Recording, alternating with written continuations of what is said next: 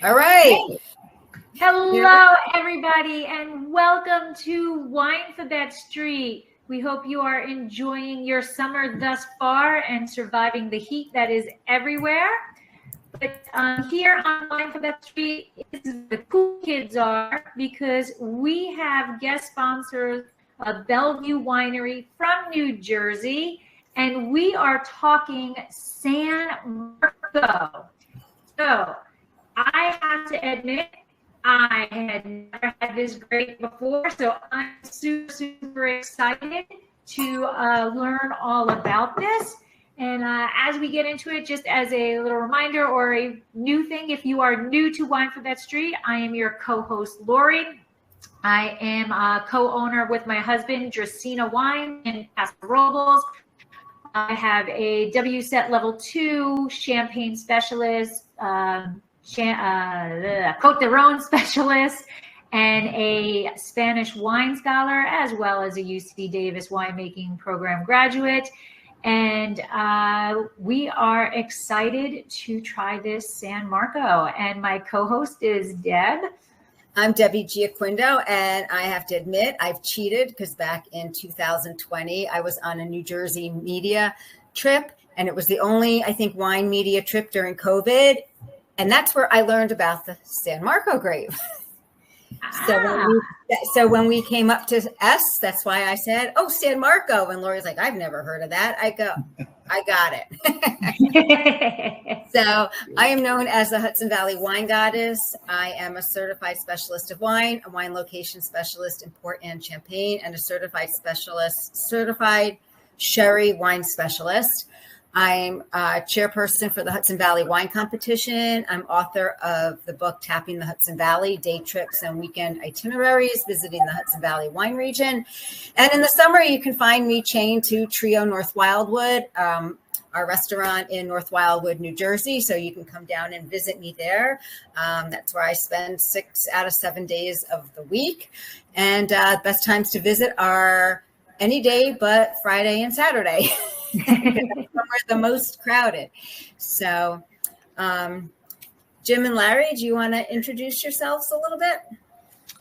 Yeah, sure. I'll start. I'm Jim Quarrella, Bellevue Winery. I'm actually 4th generation here on Bellevue Farms.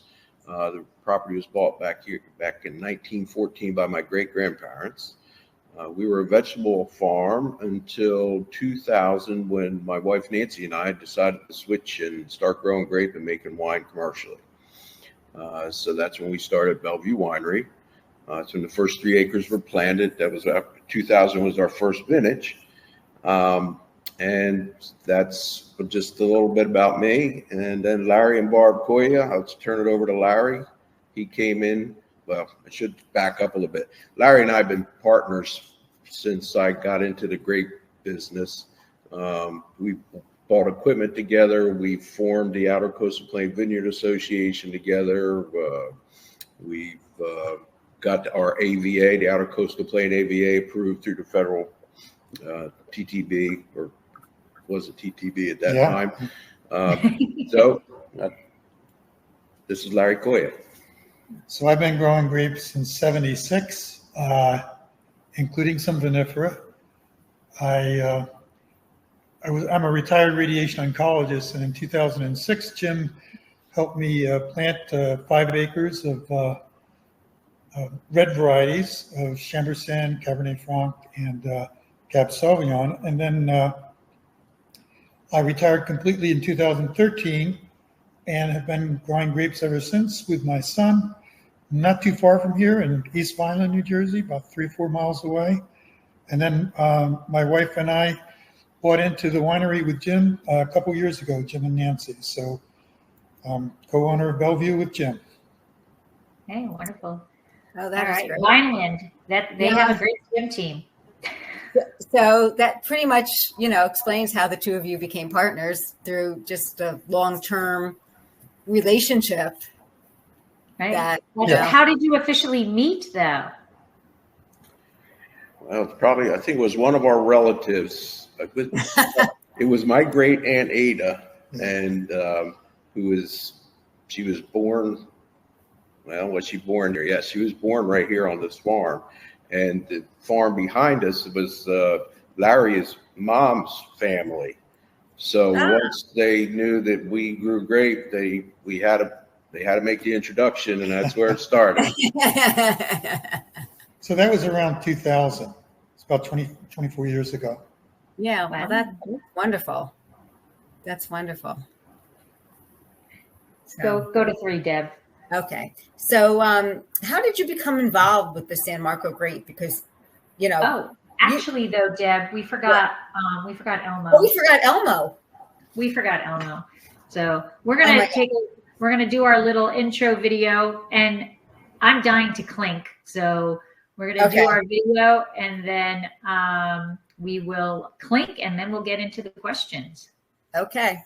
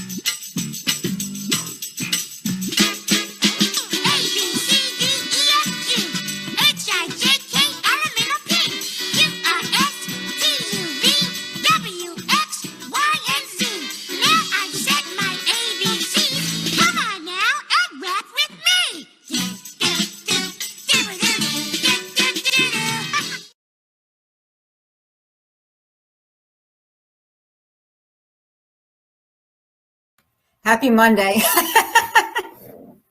Yeah. That's all I had to say. And I didn't know you were going to be on with us, so I apologize. We didn't have a picture of you. I never received a picture. Yeah, neither did I. So. All right, well, it's time to clink. All right, we'll clink. Clink. Plancha. Of course, Okay. Wow, that's nice. That is intense. Yeah. Now I'm hearing an echo. Very bold. I am too. But like I said, happy Monday. Happy Monday. Is this a 21? This 21. Okay. So how did Bellevue Winery become involved in the San Marco grape? So as we said, Larry became partners at the winery a couple years ago, but we've been working together for years. So I'm going to let Larry tell you about his trip over to Italy and how this all came about. So would you like to hear a little history about the San Marco grape? Yes. Okay. Yes. So we formed this Outer Coastal Plain Vineyard Association after we got the AVA, the Outer Coastal Plain AVA, approved around 2007. We got grants. We saw that there were some similarities between our growing area and two regions in particular in Europe. One was Bordeaux, and I have to say a plug, even though we're drinking San Marco from Italy, we had a famous professor from Bordeaux come and visit our vineyards back in 2010. And the word is that if he were to plant Bordeaux varieties anywhere outside of Bordeaux, it would be southern New Jersey in the Outer Coastal Plain, because we have so many similarities. But we're not talking about Bordeaux today. We're talking about the other region that we identified, and that was the Trentino Alto Adige region of northern Italy. It is some of the coldest weather in Italy in the wintertime and some of the hottest weather in Italy in the summertime. Not too dissimilar from what we see in New Jersey. Mm-hmm. And their extremes aren't that extreme. I mean, we don't have 100-degree weather. They don't have 100-degree weather. They don't have many days where it would be below 0 degrees Fahrenheit in the wintertime. So there are a lot of similarities between our climate and even our soil, even though it's mountainous there. In 2011, I visited Verona and made contact with Marco Stefanini, who is he's a researcher developing different varieties of grapes for Italians. And he had developed a number of grapes in the 90s, including this grape, which we call San Marco, in the mid 90s. And even though it was 25 years later, the Italians didn't have a big interest in it. There were a few places that had planted it and said, hey, this is very promising, but they have to go through a lot of red tape to get things accepted. And so I tried the wine. I heard that it was very productive. I heard that somewhat disease resistant. It's totally disease resistant to Botrytis. So I said, could we bring these to the United States, form a business relationship? And that's the background of it. Subsequently, we got them imported through California. They spent a couple years in quarantine. They were then released to us in Rutgers, and then we sent them to a nursery in New York State, AA, that would propagate them for us. We've been growing them here for about 9 years, since 2015.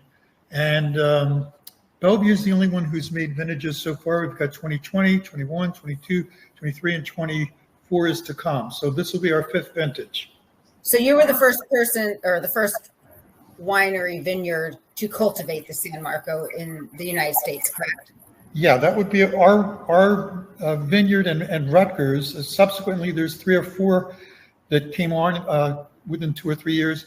Now there's probably 10 in New Jersey, but there's also one in Delaware, one in Maryland, one in North Carolina, actually maybe 2 in North Carolina. Really? We have requests as far away as Georgia.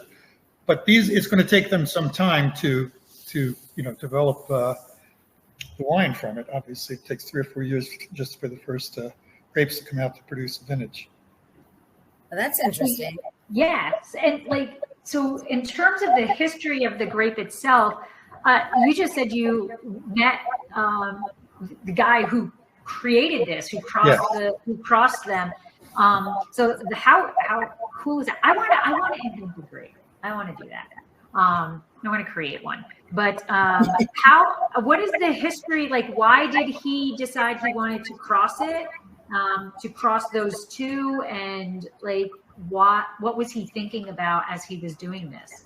Well, again, his name is Marco Stefanini, and he does traditional technique where he takes the pollen and fertilizes the ovary, very slow, painstaking.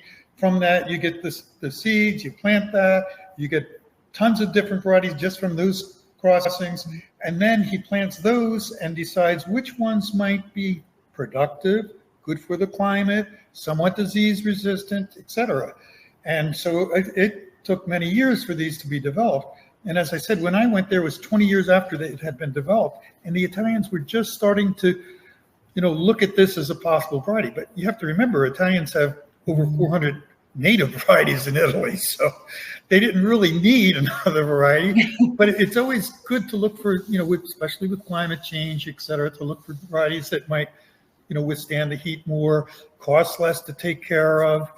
And, frankly, we are the only ones that call this San Marco. The Italians don't call this San Marco. They've told us, we wish we could call it as simple a name as San Marco. It's easy to pronounce, but it's still called Eco Iasma Uno, which means it's a big set of numbers. It's still experimental. So it's not on the market in Italy. It is not on the market as San Marco. Absolutely not. It might be like Antinori is growing some. I think mostly in Friuli it's being grown, but some in Tuscany. But it's not on the market as a single variety at all. No, we're the only ones in the world. Is it used for blending? Yes. Yeah, it has excellent color, tannin structure, as you can see. So I would say, like Larry said, they're not producing it as a varietal, but they're probably growing it there and using it in blends or fanciful name wines instead of varietal. Yeah, because Marco, actually, you don't hear much about reds from northern Italy, but Torago and Lagrind are like their 2 best. So that's the parentage of San Marco is Torago and Lagrind. So can you tell us? Color. go ahead and tell us what you think the two grapes parents give to this wine. Oh, what they contributed to this? Yes. Geez. I couldn't say specifically. I mean, it was a match made in heaven, maybe something like that. How's that? I would say maybe Lagrein more the tannins and the Teroldego more the fruit. You know, if you want just general terms. Right. This is darker than either one of those. Yeah, because we did Lagrein. We did Lagrein on Winephabet Street, and it's a much lighter color. Yes. We had an so-called international wine summit in Atlantic City last month, and we tasted blindly a number of wines, but there were a number of Italian sommeliers who were there, some from Friuli, Venezia Giulia, and we had a little difficulty in the blind testing telling the difference between our San Marco and their Refosco. So there's some similarities to Refosco. I think there's also some similarities to Syrah. This Syrah has their linked backgrounds to the parentage of Syrah in this. I would say the color, because the rim is very deep purplyish, similar to a Syrah. Yeah. See, so the color to me actually reminds me of a Petit Verdot. Mm-hmm. You know, especially the 2022. This is inky. This is much no different. Yeah, this there's is like much no difference to the rim. There is a little difference, but yeah. So how would you tell us? I'm sorry, Deb. I want to drink. So I want you to describe the tasting profile of the. I'm sorry, say that again. Describe the tasting profile. Oh, that's a sommelier's job. Yeah. We just make it good. That's all. Well, since we've only have 4 vintages or so, we're trying not to do a whole lot with it, trying to really let it express itself as a varietal and the vineyard. So we don't. Oak is real. It's neutral oak. The 22 had more of a tannin structure, little coarser. So we did do some egg white findings with that. But most of the time we're just kind of letting it do its own thing so we can really see what it does and then work with it from there. I get a lot of like black cherry in the 21. Mm-hmm. I haven't tasted the 22 yet. Definitely dark fruit, the dark cherry, plum. Yeah. One of the things that pleased us a whole lot was that in 2020 we had what we don't like to call them bad vintages, but it was challenge. Yeah, it was a challenging year. It was a challenging year. Bellevue made really good wine from it, and that might be one of them that you might have tasted it, because I'm not sure. We were there. Yeah. If it was back 3 or 4 pre-COVID or during COVID, it was probably the 2020. And a very difficult year. It was a very nice wine. So we're very pleased about that. Yeah, a lot of reds we didn't bottle that year. We grow over 20 varieties of grape, and fortunately, we do not have to bottle vintage every year. So if it doesn't make the wine up to our standard, we don't have to bottle it as a varietal. We can blend it and do whatever we need to do with it. Right. But San Marco was one that we didn't have to worry about that. Marco Stefanini said that in a really good year, you can keep it in oak for a longer period of time, and it can be a fine wine as a single variety, not necessarily blended. Yeah. No, we'll focus on making it as a varietal because it'll be one of our signature varietals. And it's only 12.3% alcohol, so that's nice. It's a nice lower alcohol. And is this 2021 100%? No, this has a little bit of, the 21 has a little bit of Chamberson in it. So Okay. what we Oh, yeah. Now the 22 has Merlot, because what we'll do is we'll do blind bench tests to, you know, the varietal is straight up, the varietal with a little bit of this, a little bit of that, a little bit of that, just to see if it another variety can help round it out, complement it. And so the 21 went that direction. The 22 has Merlot, just 10% Merlot in it. that would help lower That doesn't that always have to have intensity of something the in it. tannin also. Yeah, just saying it would help lower the intensity of the tannin if you felt that those tannins were too gripping in 2022. That Merlot. Softened it. Yeah. And then, like I said, they're still going to spend several months in neutral oak before we bottle that, just to help it round out more. And so you mentioned that, you know, New Jersey is so similar to Alto Adige. Like, what about the soils, the climate, the geographical influences? Because, I mean, you know that Debbie's, you know, in New Jersey, and I'm originally from there. So I'm familiar with New Jersey, but like, to me, the climatics, the influences, the mountains and all of that are very different. And, you know, it's high altitude where you guys are low altitude. And so how do those things interact with each other? They're not growing these on the mountains for the most part. They're growing them mostly along the Po River in the river valley. There are some that are on the hillsides, no question about it. I'm not sure where they ultimately want to plant San Marco. I mean, we saw some on a hillside, but I think there's a lot. We also saw a lot, you know, on along, not the Po River, the Adige River. Yeah, it seems like most of their production is down in the valley. Okay. The couple vineyards we saw up, you know, with 1,000 foot up or so, it was more or less somebody had a little piece of property up there and they were planting a few grape on it. Not that, you know, that's where your main vineyards were.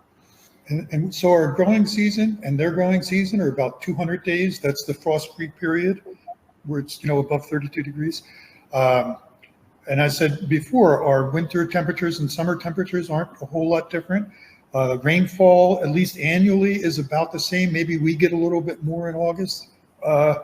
Just like in Bordeaux, we get more than Bordeaux. The soil, they actually told us sandy loam is what they grow this in, and that's what we have.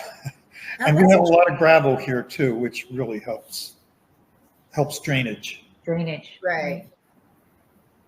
Interesting. So. Yeah, the other thing that really impressed us in the vineyard is its disease resistance. You know, so it doesn't get moldy or downy? No botrytis. No botrytis. We've seen just a little bit of downy when other varieties are just getting loaded with it. Powdery mildew has not been an issue on it. The bunches are loose, very beautiful, big bunches. Sort of like Syrah. It sort of grows like Syrah. That's why there's no question there's a relationship. That's kind of like what you would relate it to if you had to relate San Marco to a certain grape. I would say so. So Syrah, at least here, is like a weed. It's, you know, it just grows and grows and grows. So what in the vineyard itself, how much tending to the vine do you need to do? Are you dropping fruit? Are you, you know, greenbacking? What are, you know, how many times are you passing through? Yeah, it grows kind of like Syrah, with, you know, it doesn't grow like Chardonnay straight up in the air. It kind of wants to go where it wants to go. Fortunately, with our soils, our sandy loam soils, and they dry out quick. So they grow when they get when we get too much rain, then the vine grows too much. Like a year like this, we hedged once so far. Yep. Probably in another week or so, we'll have to go in and hedge a second time. As far as fruit load, we just have to see what's set on there, and then we'll drop we'll drop fruit early, and then we'll come back probably and do a green harvest if we see certain bunches are not maturing right, we'll drop them off. So we always evaluate our crop load to our canopy, how good our canopy is. But yields are probably 3 ton.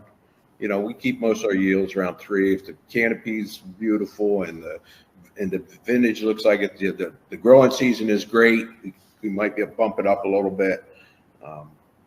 But that's I drop fruit. Otherwise, we'd have a higher yield. So we definitely drop fruit. Yeah. Like Jim said, I've only hedged once, and I can tell you I've got Chardonnay here and the San Marco right next to it, and I got to go through and hedge that Chardonnay again because it's just fallen over the rail. But at this point in time, anyway, the San Marco is growing straight. I mean, it's really looking nice. In the beginning of the year, it tends to grow sideways like Syrah, and you got to push it up. But it's kind of neat because you push it up and you see all these clusters coming down of the newly formed fruit. Beautiful. Yeah, it's actually, it's more labor intensive, but it's better if you have a variety that sets more fruit than you want because it'll slow the vegetative growth down for you. And then you come back in to drop the fruit to the load you want. That's definitely my Chardonnay. Yep.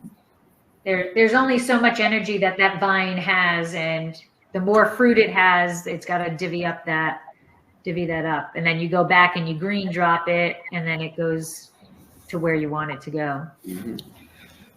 It's not as if it's been easy going growing it, because there have been some setbacks that are almost not setbacks, but they've hampered our ability to grow it. One is that in 2020, the year of the virus for everybody, it was also discovered that Pinot Gris virus was lurking in 80% of our San Marco.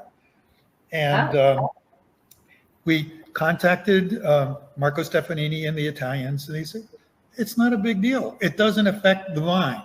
And we tested ours, and 80% had it. But symptoms of it, when it actually does affect the vine, are stippling of the leaves, weakening of growth. It affects ultimately the production level and the sugar level. We've tested year after year for 5 years now, and there's absolutely no difference between, or 4 years, no difference between those that are affected by the Pinot Gris virus and those that are not affected by it. They look Pinot Gris virus, does it normally just attack Pinot Gris? Is that why it's called that? I think it must be expressed more in Pinot Gris. It's expressed more in Pinot Gris. It's not that it was only in the San Marco. I mean, UC Davis had to redo their whole clean plant block because they found this virus in there. That's the problem when you can detect a new virus, you're going to find it probably all over the place. That's right. They didn't come out with this till 2013 for the test for it, and then we didn't hear about it until 2020, I guess. But do you think maybe that the virus was when it was in quarantine?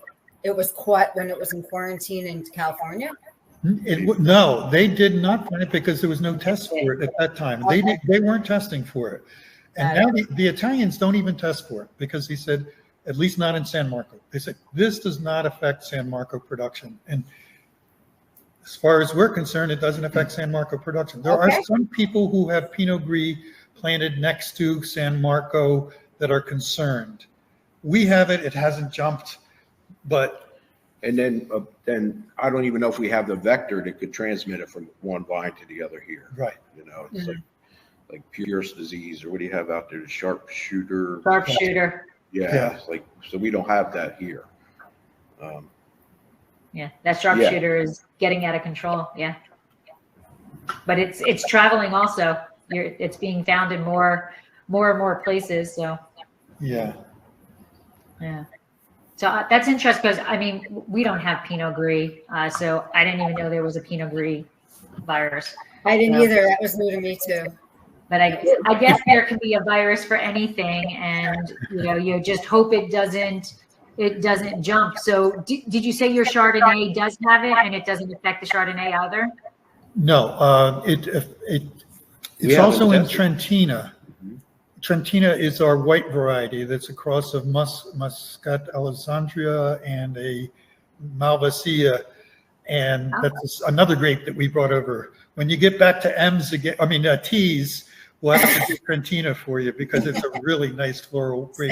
Sounds good. We'll hold you up to it. Yeah. But that has it. It's a white grape, and it is not affected by the virus, even though over 90% of those have it. And one of the things I should mention is you have to remember that Trentino Alto Adige is a big-time grower of Pinot Grigio. That's Right. Santa Margherita. So it actually originated there. That's where they first found this virus. Okay. Wow. Hence the name. Yeah. It definitely came over with the cuttings, and it just Yes. wasn't. Yes. It might have been dormant, and then it. But, I want to clarify that. I don't think it wasn't isolated only in the San Marco. They found this Pinot Gris virus in majority of the varieties they were growing there. So it didn't. We're not going to take credit for importing that. Oh no, I didn't mean that. I'm sorry. I didn't mean that. No. I meant that they didn't know to test for it when it came over. That is correct. That is exactly right. So, if you don't know what you're looking for, you're not finding anything. Yeah. And if a plant's not showing any symptoms, you're not looking for anything. Exactly. Right. We can't talk about anything because we had the big Graciano goof here in Paso. Everybody was growing Mourvèdre, and it was Graciano. They don't even look alike. So we can't, stick our necks out into anything. So. We're also looking for a wine that's of Italian origin that grows well in this region. We grow Sangiovese. It does okay if you have the right clone. We grow some Barbera and some Nebbiolo. They grow okay, but not every year. So this is something I think could produce well for us every year. I mean, this is really a nice wine. And that's very important to us, consistency. Right. Some varieties might give you a beautiful wine 2 out of 5 years. Well, that's just not good enough.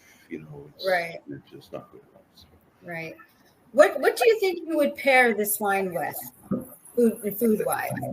What it would pair well with? Yeah. You're asking probably not the right guy, because if the wine tastes good and the food tastes good and they are like on the same level spice wise and everything, I would say this is very versatile. And I think so too. Being of Italian heritage, I'm a little prejudiced. The Italian wines normally have the bright acidity to go with just about any food. So I don't know. I'd be interested to hear what you think it would go with. I'm thinking this would go well. This would go well with pasta, spaghetti, and meatballs, Sunday gravy, or whatever. Mm-hmm. I'm thinking meatloaf. Yeah, I'm thinking and Debbie's gonna laugh because I don't eat this stuff, but I'm thinking like a crusted tenderloin, something. What's the thing that you wrap the meat? In the puff pastry. Yeah. Oh, it right. is. I do this all the time. Yeah. It'll come. But that's what I'm seeing it. I'm seeing it. I can see it I can also see it in game. Yes. It's more the 2022 than the 21. But you know what, Lori, you'll appreciate this. I can see this in a bean dish. Tacos, stuff like that, like black beans. I guess that a lot of things. Yeah, we could say, well, what would we not serve this with? There you go. Flounder. I don't think I serve this with fish. Yeah, like a salmon. Probably. Salmon you probably could get away with, but any white fish, I think it would be too overpowering. Something fatty. I actually think porchetta, a nice porchetta would be wonderful. Yes, I think so too. I don't even know what that is. It's pork. Oh, okay. Think roasted pork. Okay. Vegetarian here. I'm sorry. When you throw out the fancy names of meat, I don't know what they are. So there is a as I'm drinking them both, there's a distinctiveness between the two, the 21 and the 22. and it's just, even the nose is different. Yeah, I think the 22 you have more herbal notes, more spicy notes. Mm-hmm. Where the 21 is definitely black cherry. Yeah, I get it as it's opening up a little more. I'm also getting like a licorice, like a black in the 20 in the 21. And you can definitely tell though the 22 is much younger wine. It's a little bit, I don't want to say lighter, but it's just, you can definitely tell it's younger, and the 21 is a little bit more mature. Yeah, the tannins are a bit grippier in the 22. It's younger, but if you get past that grippiness, I get more fruit in the 2022 than the 2021. I think. I mean, I'm actually loving them both, but my style, I'm gearing more towards that 22. Yeah, 22 was really a great growing season. It was a very special vintage. Yeah. I joke in the tasting room, I tell people when I serve our 2022 Chenin Blanc, I tell them that Mother Nature was saying, I'm sorry for 20 and 21. That she gave us 2 vintages that we're all pulling our hair out as winemakers between for us all of the fires in 2020 and then an 18-day heat spike over 105 degrees at the worst time in 2021. So I was like, she finally said in 2022, I'm sorry, here's a nice vintage for you. On your website, you mentioned on the website phenolics and anthocyanins, and we get some people listen to Deb's podcast and come on the webinar who are trying to learn the terminology of winemaking and what it is. So can you please explain why you call those two out for San Marco and what you think, like, how would you explain that to our listeners? Actually, the Foundation Edmund Mock, where Marco Stefanini works, profiles their wines very nicely, looking at the phenolics and anthocyanins in particular. Anthocyanins are really the main contributor to the color, and phenolics and anthocyanins are both antioxidants. So that's why a lot of people concentrate on that. Okay, thank you. So go ahead, Lori. Oh, I'm sorry, I did that backwards. Okay. So the other thing is you had mentioned that it's not called San Marco in Italy. Yes. And so there's quite a few regions that have had grape varieties that were named as the region itself, as a city or whatever. So like Ria Spicius and Albarino and Glera and Prosecco. And when the EU came in, they're like, nope, can't do that. So do you think that that's why it's not called San Marco there? Well, and there's several reasons why you can't call it San Marco in Italy. One, although the researcher's name is Marco, you cannot name a wine with the first name of a person in Italy. That's what I've been told, which is crazy. Oh, okay. That's interesting. You can't use that. Second, there is already a winery in Italy called San Marco Winery. So I guess there would have been a conflict with that as well. So what they call it now is ECO, ECO, which is like ecologic. And then IASMA is the Italian word for the Foundation Edmund Mock. It's Institute Agrario San Michele al Adige. And then, then they have a number after it, 1. That was the first one of these that they're producing. We actually asked them to develop a name for this first. And they were going to have a contest amongst their students, etc. It just didn't happen. And after 3 years, we said, we're ready to sell this stuff. You know, you don't have a name. He said, just name it what you want to. So, I mean, we had to go through the, what did we go through, Jim? We had to get it as a proprietary name, and then we had to get it registered. This is a registered name. It's a real grape. It's a registered varietal name.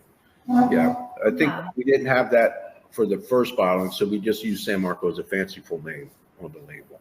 But then we went through the process.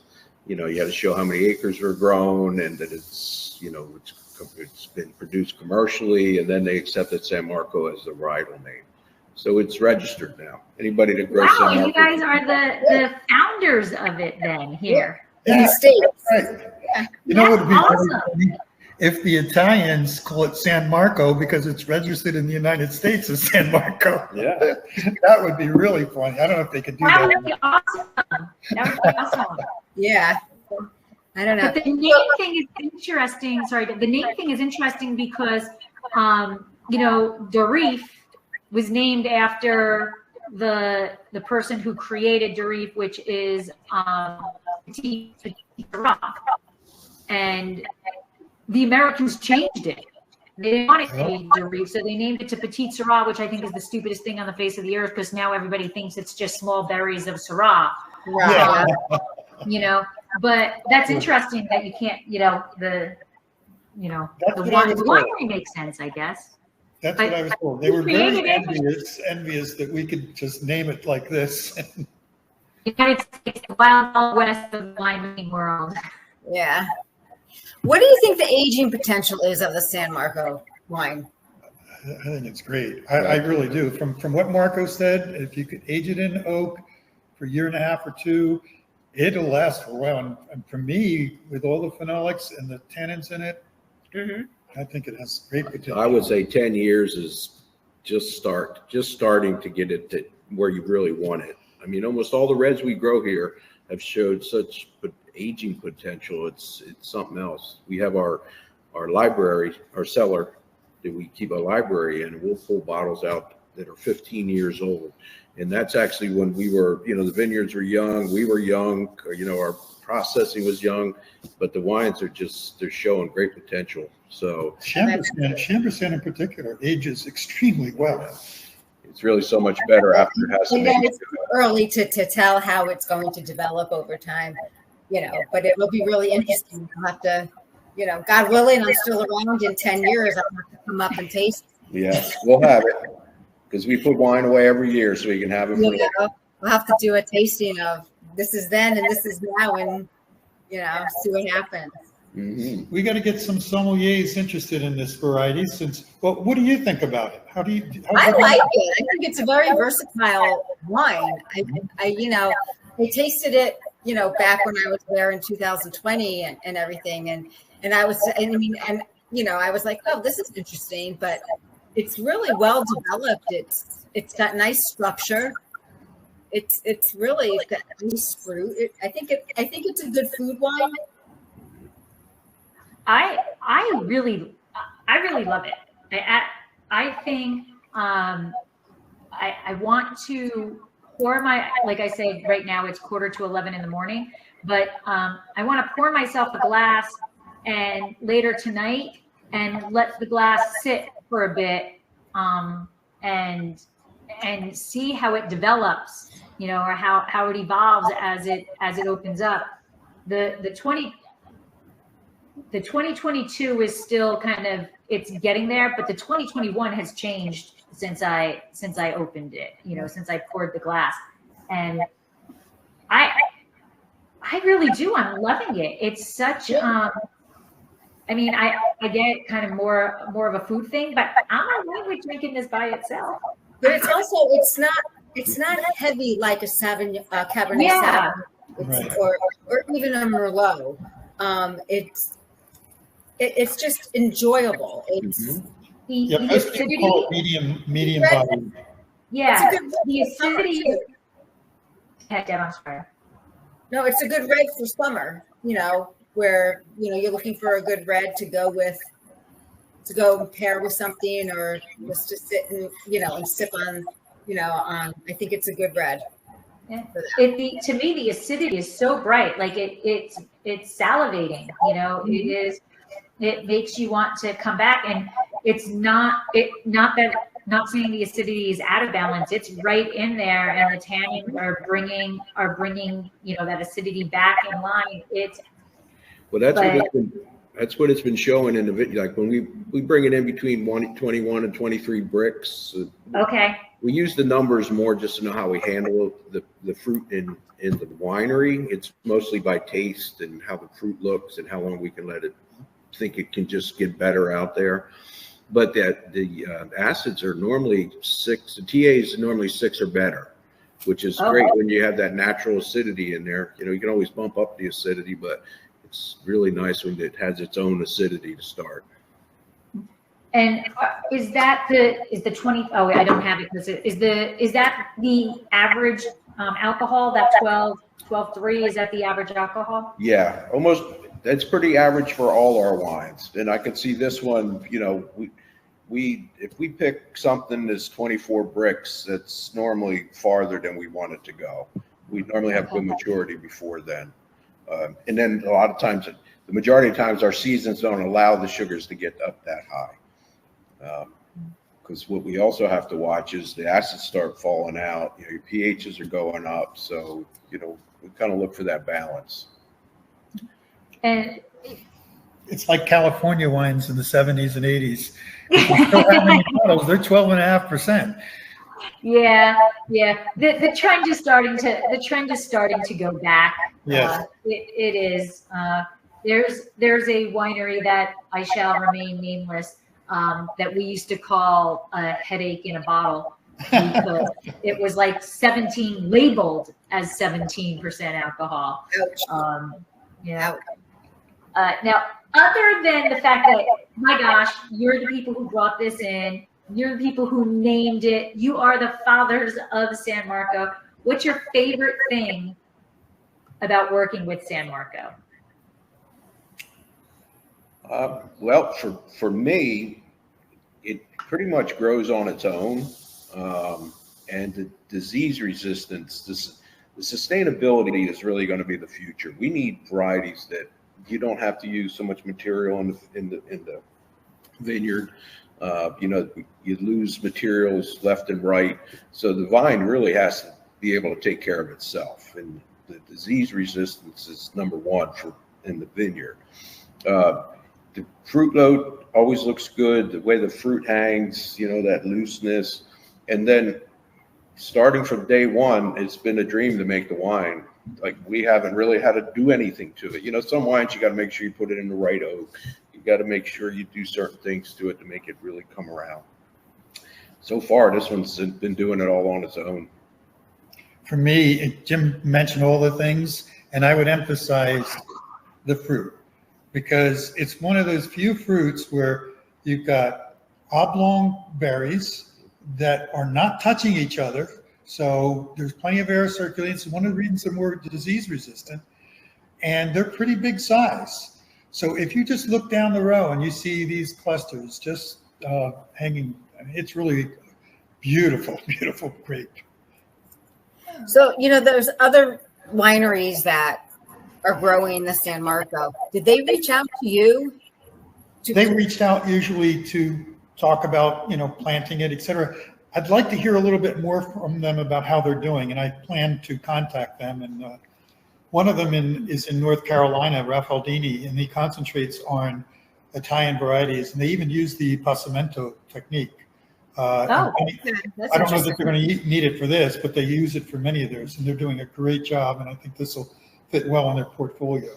And we plan to add this to our Pinot Grigio and our, what else do we have, Jim? Franconia. Okay. And so, yeah, we'll have our Pinot Grigio, Franconia, San Marco and Trentina. So we'll have our own little Italian line. So if there's any winemakers or vineyard managers that are interested in possibly growing San Marco, should they reach out to you? They can. It's a good way, you know, so we can educate them in any way they need it. But then we would pass them on to the AA vineyard. That's where they would buy the vines. Okay. But AA vineyard normally checks with us, like, how many vines do you think we should propagate this year, you know, for next year? Mm-hmm. So the better handle we have on who's looking for the grape to plant, the better we can direct AA as to how many vines to propagate. They're located in New York State. They have a beautiful website. And where is that vineyard in New York? Fredonia, New York. Ooh, that's cold. Yeah. Yeah, well, they don't grow the grape there. Okay. No. No, they propagate. They do the grafting for us. They're the nursery. Yeah, they're a nurse. They're a big. Well, they grow a lot of Concord, in that region. I think they have 300 acres of grape or more. But they're a big nursery. Yeah, you should check them out. It's anybody that grows grapes that doesn't know about AA. Just their website alone has plenty of information on it. Yeah, on the East Coast. Yeah. Wow. So they should contact you to learn all about everything and then go and. Well, they can also buy the wine, although I'm not sure if I can say that. Oh, yeah. Well, of course, the wine's available for sale, and we ship to over 30 states. So, just check out our website. That's or great. come visit, even better. Yeah, and actually, this is really nice. People should try it. It's thinking out of the box, something new, and something that grows well with minimal intervention. Mm-hmm. I have to give kudos because I always think that you being brave enough to say, I want to bring this vine, these vines over, and I want to grow this, and we're going to be the first people to grow this, and just go ahead and doing it. And then not only just doing it, but like kicking butt and taking names. Well, thank you very much. One of the really nice things is Jim's family, at least on one side of the family, is from this area. Yeah. Mine is from the Abruzzo, further south. But yeah, part of it is Larry, his persistency, because there's a lot to make all this happen, get the vines here, get them through quarantine, get them, and the other part is my background as a vegetable grower. You are always trying new varieties, new crops, new stuff. That's probably why we got 20 different varieties here. And not all of them are home runs. A lot of them never made it to first base. So you have to be willing to take that chance. And then fortunately, some days you're rewarded. Some days you get that grand slam. Yeah. Yeah, this is pretty much a grand slam. I mean, people need to know more about the grape. It's really, thank you. really nice. And so, Deb, go ahead. You got 19. Oh, what are your future plans for the grape and at the winery? Well, I would say, this is going to be one of our premier varietals that we'll emphasize for people to taste, and our uniqueness of getting it here and producing it. Our dream always is to have less labels and less varieties that we're growing, but I think that's a dream, because once you have something that's doing well, you're not going to pull it out. But as I see it, this and the Trentine are going to be kind of our focus. Like people talk about Bellevue, oh yeah, their wines are really good, but you got to try that San Marco and Trentine. Do you think you're going to make it your signature grape? That's possible. It's possible. Signature wine. I should say signature wine. Mm-hmm. We let the customers decide that, but I think from my point of view, it's definitely right up there. And we're also planning more. I mean, I have an acre and a half at Coia Vineyards. Bellevue has 2.5, 3 acres. Now. So, we're pushing 5 acres, and that's a fair amount. We have, 20 varieties or more, but we don't have a whole lot that are planted where we have 5 acres of a single variety planted. How many cases of the San Marco do you produce a year? How many cases? Let me see. Well, I might. It's going to be more, I can tell you that, because we just planted another couple acres. It's probably, I'm trying to think off the top of my head. If we did 4 ton, it's probably 300 cases. Okay. Yeah. So it's limited. So people really want to try this. They better get over and. Now would be a good time.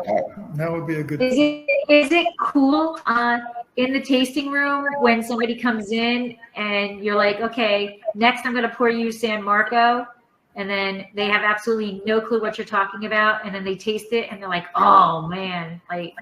Yeah, it's fun. It's a lot of fun. Like just to see the faces of people the very first time they're tasting a brand new grape variety for them. Mm-hmm. Yeah. One of the things you mentioned was that you like Côte d'Aron wines.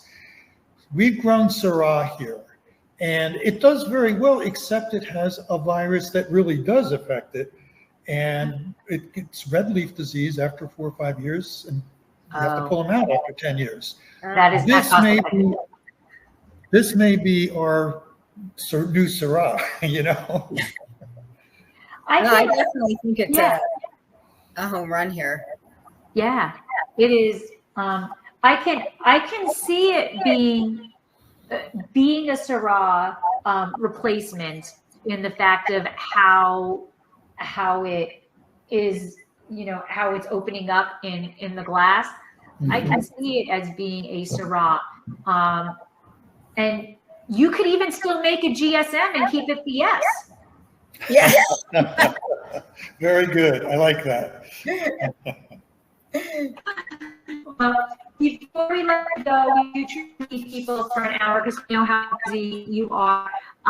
Do you have anything that we forgot to ask you that you want people to know about San Marco or about Bellevue? And please tell them how they can find you, what your website is, if you have social media, any of that stuff, let people know how to find you. And also where you're located in Jersey. Mm-hmm. Okay, well, Bellevue Winery, we are actually in Landisville, New Jersey. So the easiest way to describe that is Philadelphia and Atlantic City. You draw a line and we're right in the center. And this is agricultural country here. You know, our farm's 150 acres, all vegetable farms around, fruits, grape. And now there's quite a few vineyards in the area. Our outer coastal plain, AVA, so we're federally designated as a grape growing region. You said about people tasting San Marco and having that surprise look. It's been 20-some years now. I've been pouring wines in the tasting room, and New Jersey, it's a winery. Let's go there. Why not? And then you can see when they taste that first wine, how it's like, ooh, this is pretty good. You know, light up. You know, so that's been very rewarding for me through the years. So you go to our website. Bellevue is BELLVIEW winery.com. And check us out, and be more than happy to ship some San Marco out. We have venue here for, you know, outdoor with performances. We have indoor. We're sitting in a nice air-conditioned room that probably seats over 62 people. There's an outdoor pagoda. It's very, very pleasant. Eventually, we might have a bed and breakfast next door. Oh, nice. So they can wake up and drink San Marco at 10 a.m. also. Well, I want to thank you so much for joining us and educating us on the San Marco grape. It's been wonderful, and you got a good thing going here. Oh, yeah, thank you. Really do. It's delicious. Thank you. Thank you so much. Yeah. Have a great day. And thank you. Thanks for having us on. Have a good week. Have a great week. Cheers. Cheers.